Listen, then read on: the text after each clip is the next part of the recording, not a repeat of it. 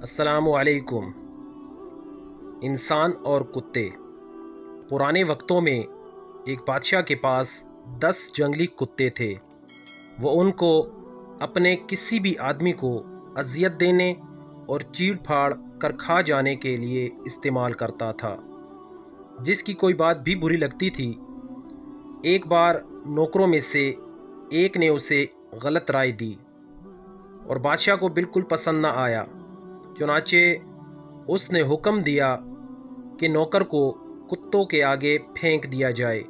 نوکر نے کہا، سرکار، میں 10 سال سے آپ کی خدمت کر رہا ہوں اور آپ میرے ساتھ ایسا کر رہے ہیں۔ براہ کرم مجھے ان کتوں کے آگے پھینکنے سے پہلے 10 دن دیں۔ بادشاہ راضی ہو گیا۔ ان 10 دنوں میں نوکر کتوں کی دیکھ بھال کرنے والے محافظ کے پاس گیا اور اس سے کہا کہ وہ اگلے 10 دن کتوں کی خدمت کرنا چاہتا ہے۔ گارڈ حیران تھا لیکن اس پر راضی ہو گیا اور نوکر کتوں کو کھانا کھلانا، ان کے لیے صفائی ستھرائی، نہلانے اور ان کے لیے ہر طرح کی سہولت فراہم کرنے لگا۔ جب 10 دن پورے ہوئے تو بادشاہ نے حکم دیا کہ اس نوکر کو اس کی سزا کے لیے کتوں کے آگے پھینک دیا جائے۔